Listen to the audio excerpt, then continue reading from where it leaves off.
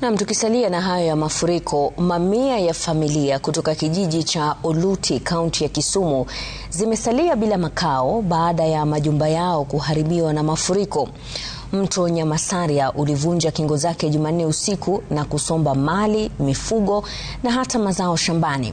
Na kama anavyotuarifu Laura Otieno, waathiriwa sasa wanalaumu ukosefu wa vizuizi katika mto huo ambao husababisha mafuriko mara kwa mara.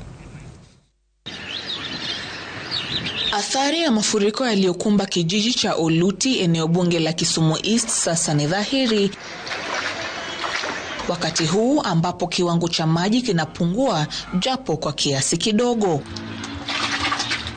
Mvua ya Jumanne usiku uligubika kijiji hiki ghafla na kuacha familia zaidi ya 200 katika njia panda.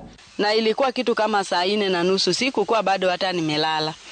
Sasa kusikia kitu inafanya sasa mimi kuangalia nasikia tu hivyo maji imeshaingia kwa nyumba tu hivyo. Nikapiga nduru, kijanangu akakuja, sijui venye alifanya, mimi nilistukia tu nimetolewa nje. Mimi nyumba yangu ni skirt na blouse. Hata ukisunguka uingie paka ndani, sina hata kiti.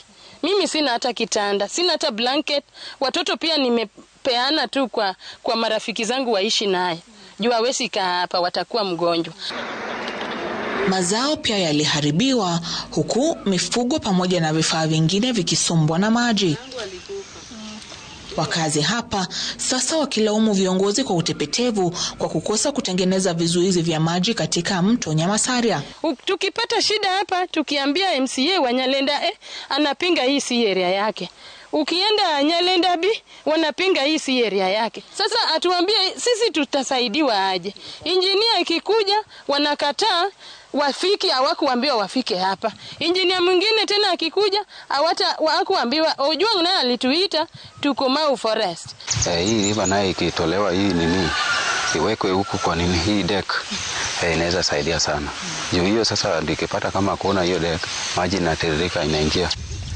Wakazi hawa sasa wamesalia njia panda, huku wakitaka ujenzi wa vizuizi mtoni pamoja na usaidizi ili kujenga upya majumba yao yaliyoharibiwa.